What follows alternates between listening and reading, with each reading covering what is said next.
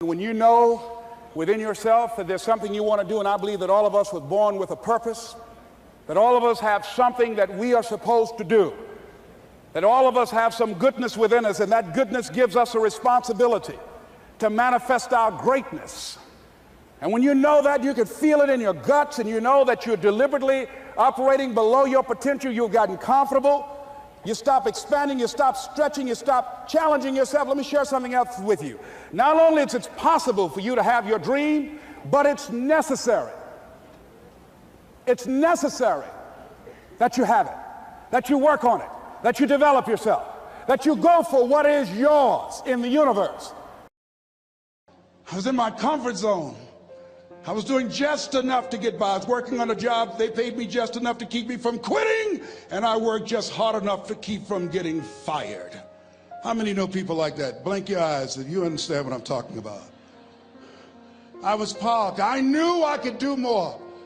But when my mama died, it took something out of me.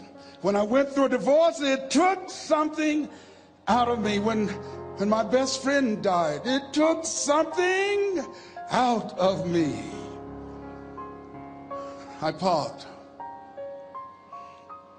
And somebody said that life is like an onion. You have to peel it one layer at a time. And sometimes you cry. Life's going to happen to you when you have a dream. You're going to get slapped around. And don't take it personal. Don't ask, why did this have to happen to me? Why not you? Who would you suggest? You want to give us some names, some email addresses? And don't tell everybody. 80% don't care, and 20% glad it's you. It's called life. Suck it up and move on. Get over it.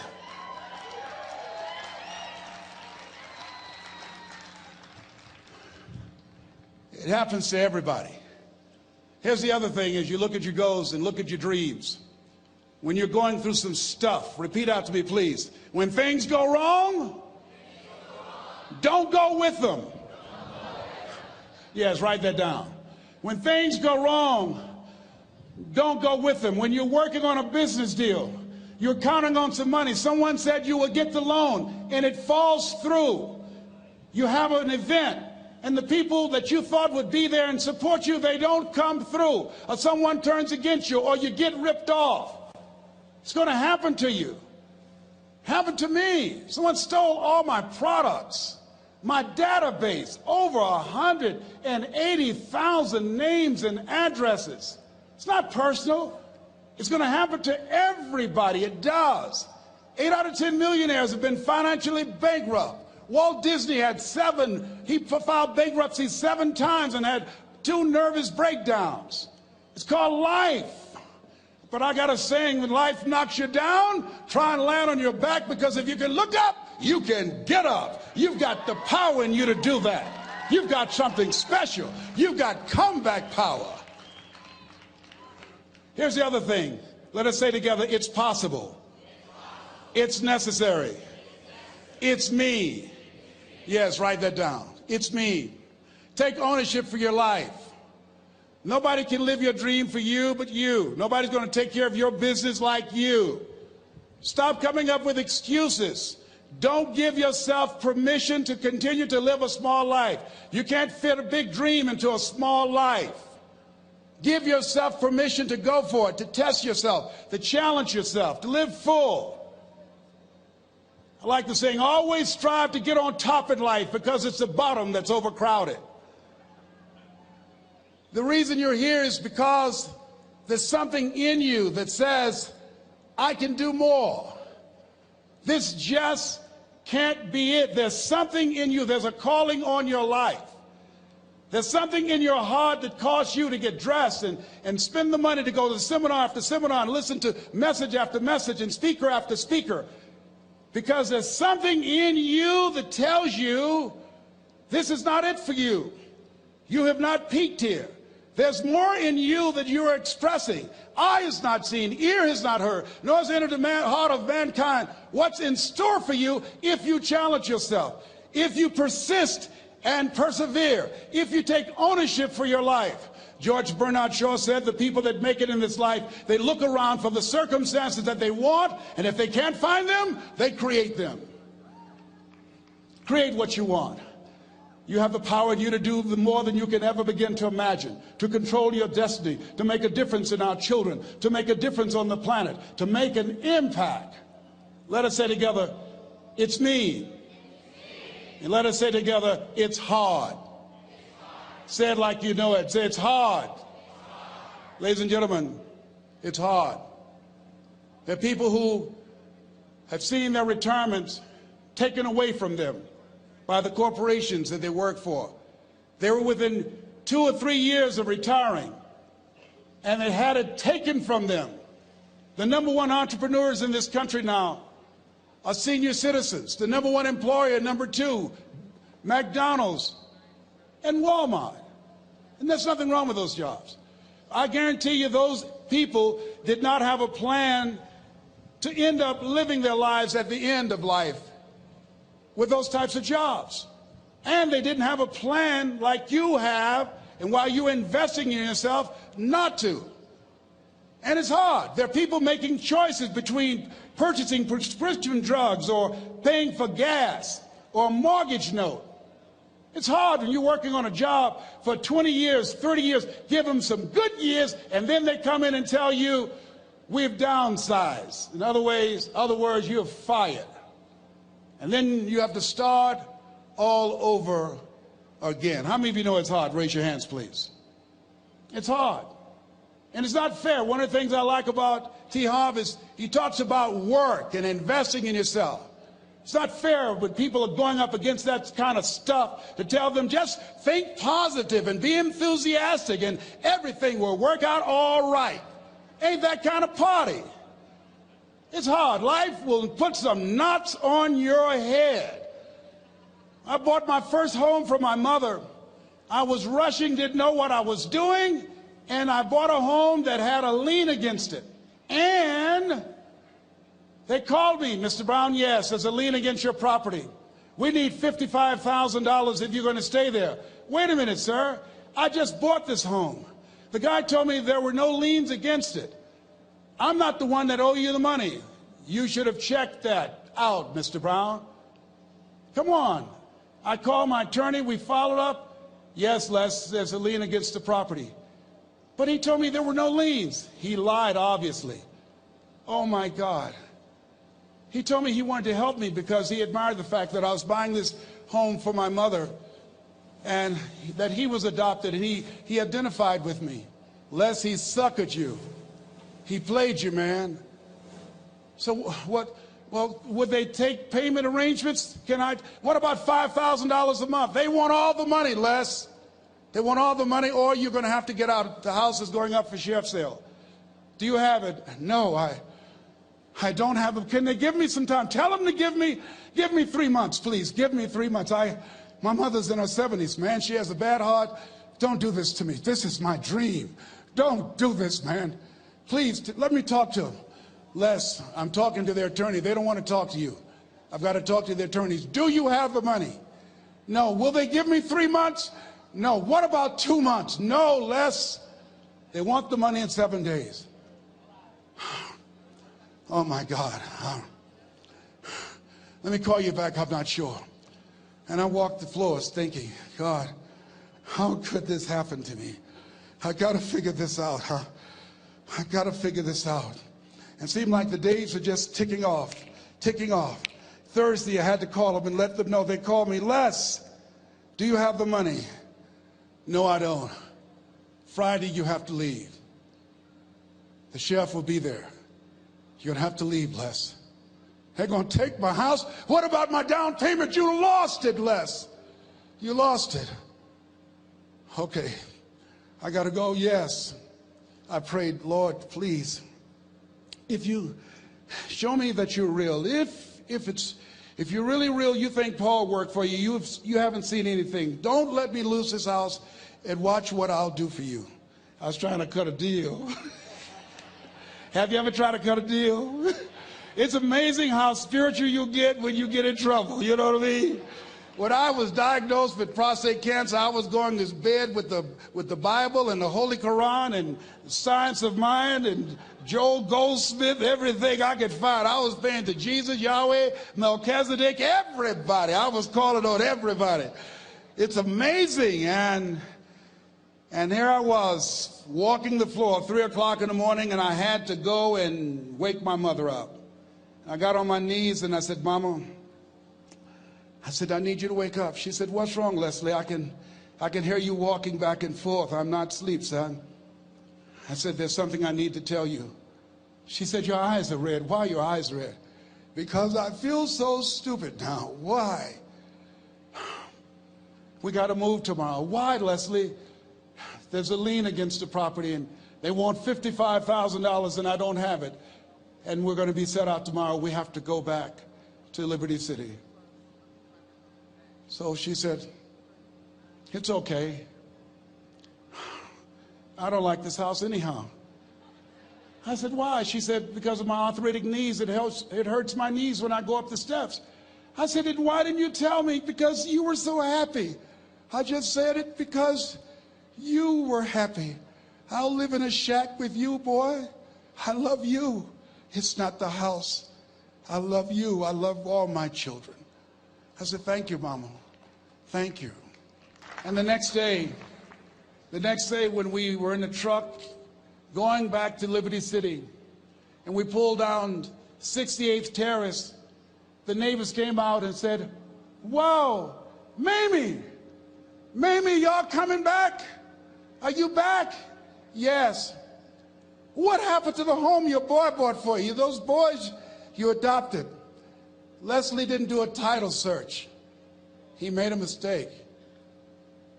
And boy, I was so humiliated. How many ever made a mistake that you were just humiliated? Raise your hands.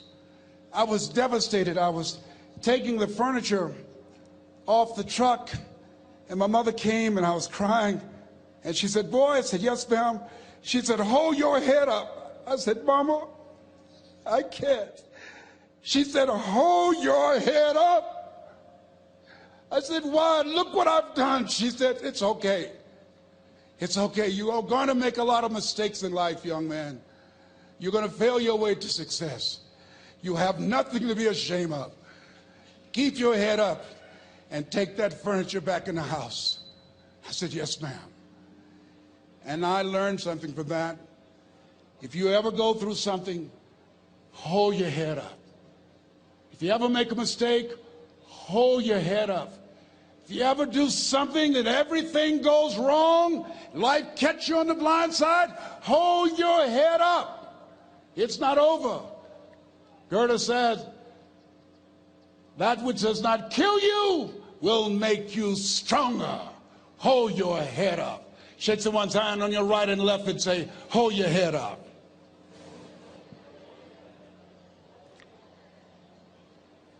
Here's something else, ladies and gentlemen. Repeat after me, please. You got to be hungry. Everybody together, you got to be hungry. I'll never forget Mr. Washington said, Mr. Brown, yes, sir. What do you want to do with your life, young man?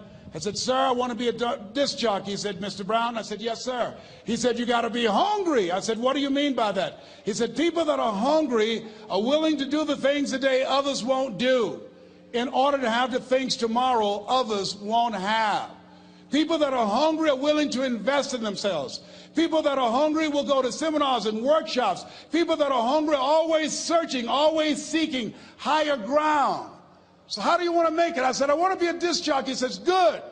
Here's what to do. He said, I want you to read 10 to 15 pages of something positive every day. He said, you don't get in life what you want, you get in life what you are. You must program yourself to success. He said, I want you to listen to Earl Nightingale and Zig Ziglar. Listen, faith comes by hearing and hearing and hearing. He said, I want you to change your relationships. And I don't want you to ever lose your hunger. I said, what do you mean by that? He said, people that are hungry are unstoppable. People that are hungry are no matter what people. They make it happen no matter what. He said, I want you to listen to Paul Harvey. Who is he? He's the world's greatest communicator. Success leaves clues, young man. Always listen and follow people who are doing what it is you want to do at the level you want to do it, and learn from them. I told T. Hobb when we were standing by the stage, I said, hey man, I want to work more with you. I want you to coach me. I want to learn from you. See, I found you're never too old to learn, and you're never too young to teach. Always have a thirst for learning. So I listened to Paul Harvey every day on the radio. While in school, I would go out and listen in his car. He gave me his keys. I was working to develop myself. And I continued to listen to motivational messages, and he would take me to see the late Dr. Norman Vincent Peale, who wrote the book, The Power of Positive Thinking. I toured with him before he passed. You have something special. You have greatness within you. Don't allow your circumstances to determine who you are. Don't allow your negative thoughts to hold you back. You have something special. You can do more than you can ever begin to imagine. Dr. Peale was an incredible man. I admired him. When he spoke, he gave me goosebumps. I can feel him in my heart. And I never forget, we were coming back to the school, and Mr. Washington said, Mr. Brown, yes, sir. When Dr. Peale spoke, you didn't move. When he spoke, you were hanging on every word. When he spoke, we didn't have to tell you to sit down and be quiet. Why? I said, sir, I could feel him when he talked. I felt like he was talking to me, sir. He said, he was. I said, but he doesn't know me, but he was speaking to you. Did you feel him in your heart? I said, yes, sir. He said, most people feel him in their head. If you felt him in your heart, he said, listen to him, son. Follow him, learn from him. And I would go to seminars and workshops. Anywhere I would find where Dr. Peale was, I would be in the audience. I would drive 200 and 300 miles just to hear him speak. And my dream and vision was to share the stage with him. I thought about it. What is your goal? What is your vision? I want you to hold it in mind. There's some power in that. Because when I became involved in speaking, I never forget, I got a call from Og Mandino, who wrote the book, The Greatest Salesman in the World. He said, Les, I'm stuck in Philadelphia. I need to be in Kankakee. Dr. Norman Vincent Peale is appearing. I can't make it. I heard you're in Chicago. I said, yes, I am. Can you go and open for me? I said, yes, man. Oh, my God. Dr. Peale, I said, yes, I'd love to do it. And I went there, and I came. I said, hi, I'm Les Brown. He said, you're not the band of renown? I said, no, I'm Mrs. Mamie Brown's baby boy. I'm here to speak. He said, come backstage. And his wife, Martha, was there.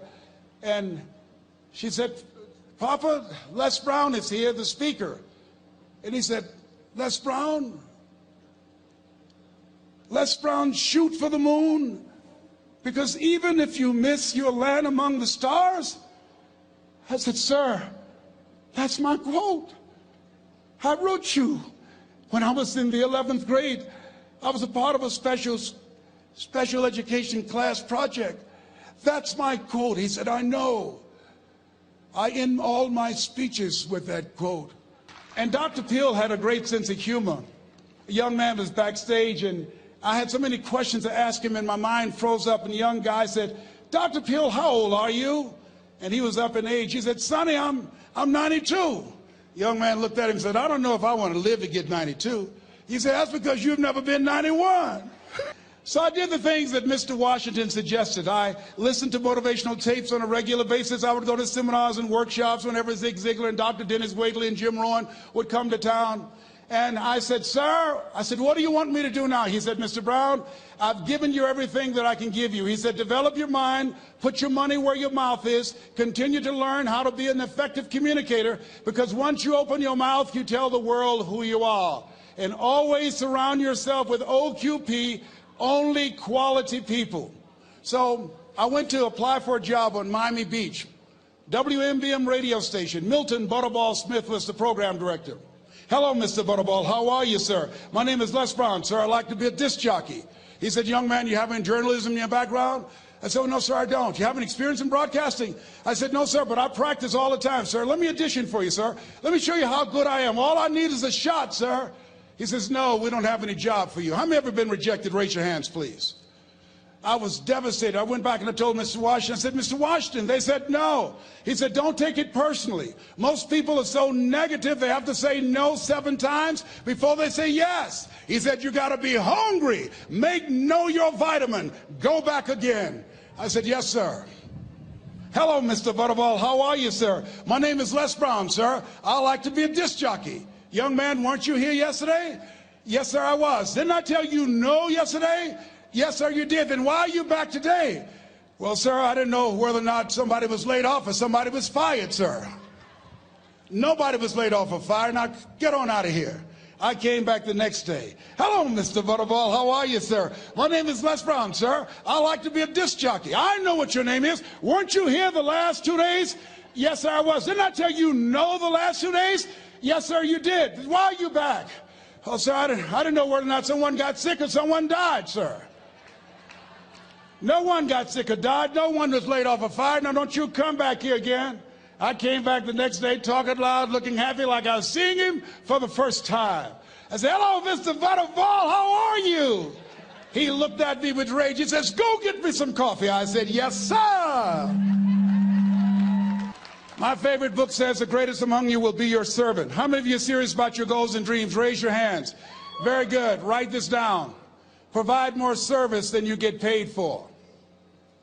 Provide more service than you get paid for. I go to a lot of seminars and workshops. And one of the things I know about T. Harv Eckert, and when I was sitting in the class with Robert Ruppel and all of the other presenters, they hold themselves to high standards and they provide more information than anybody else in the industry, bar none. They hold nothing back because their commitment is for your success.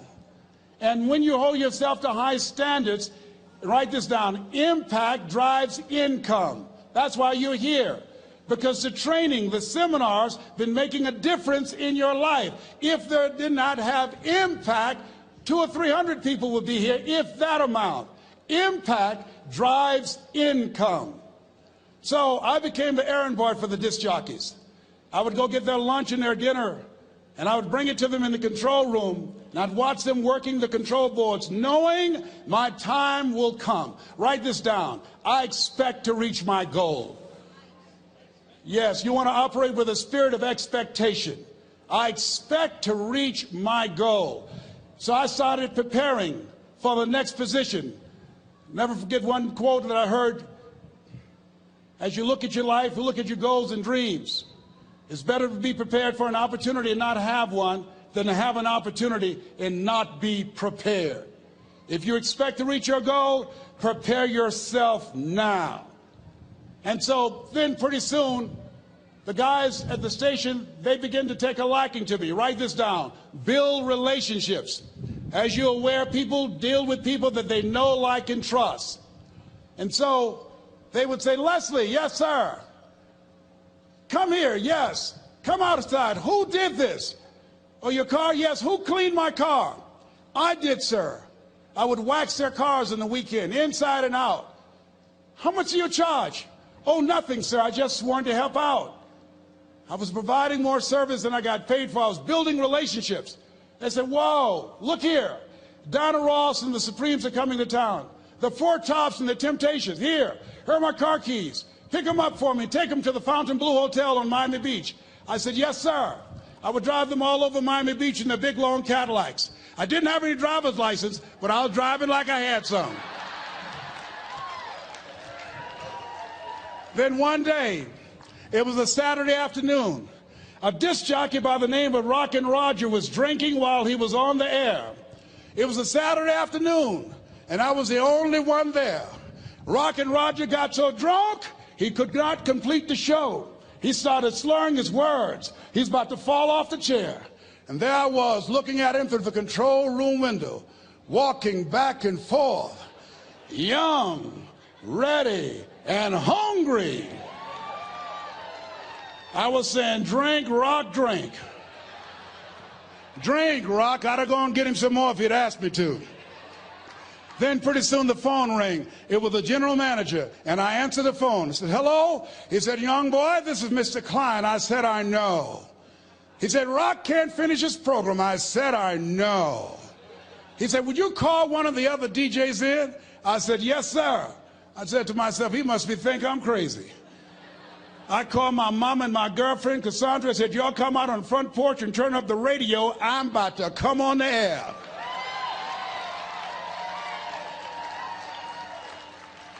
I waited for about 20 minutes, and I called him back. I said, Mr. Klein, I can't find nobody. He said, young boy, you know how to work the controls? I said, yes, sir. He said, go in there and segue the record, but don't say nothing here. I said, yes, sir. I couldn't wait to get old Rock out of the way. I put on a fast record. I said, look out, this is me, LB Triple P. Les Brown, your platter playing papa. There were none before me, and there will be none after me. Therefore, that makes me the one and only. Young and single and love Domingo, certified, bona fide, indubitably qualified to bring you satisfaction and a whole lot of action. Look out, baby, I'm your love man. I was hungry.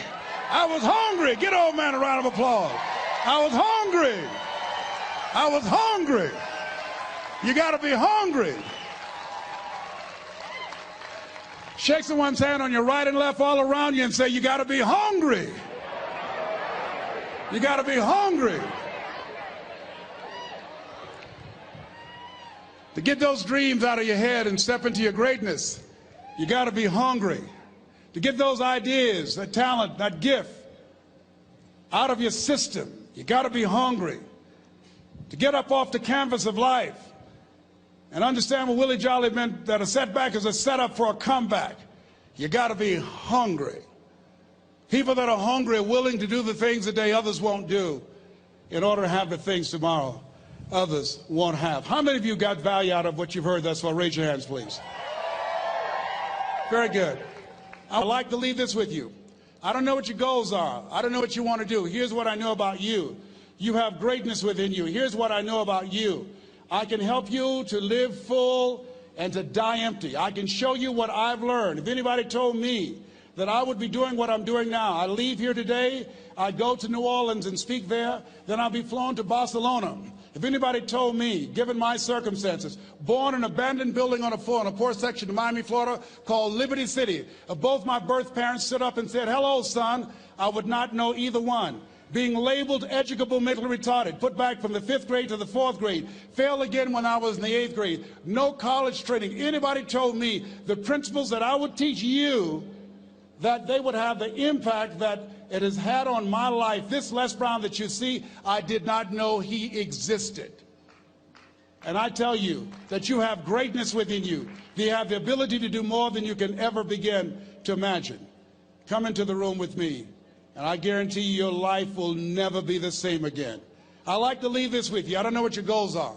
Mine is to find a cure to autism. Mine is to find a cure to breast cancer and to prostate cancer. Mine is to work with our youth and to reduce the recidivism rate in our prisons and help young people learn how to become an asset to our society rather than a liability. Mine is to train speakers to become great communicators, to speak from their heart, not their heads, and teach them how to impact and create a new conversation so people can see the possibilities of life and overcome the possibility blindness that held me hostage for 14 years. I don't know what your goals are, but here's what I know about you, and I don't know you. You've got greatness within you. And I like to leave this with you, something my mother used to love to hear me say. Leslie, yes ma'am, mama. Say that thing for me, boy, that makes me feel good. I dedicate this to you, to the greatness in you, and to the dream that you showed up on the planet to produce. And it's simply this. If you want a thing bad enough to go out and fight for it, to work day and night for it, to give up your time, your peace, and your sleep for it. If all that you dream and scheme is about it, and life seems useless and worthless without it, and if you gladly sweat for it and fret for it and plan for it, and lose all your terror of the opposition for it, and if you simply go after that thing that you want with all of your capacity, strength and sagacity, faith, hope, and confidence, and stern pertinacity,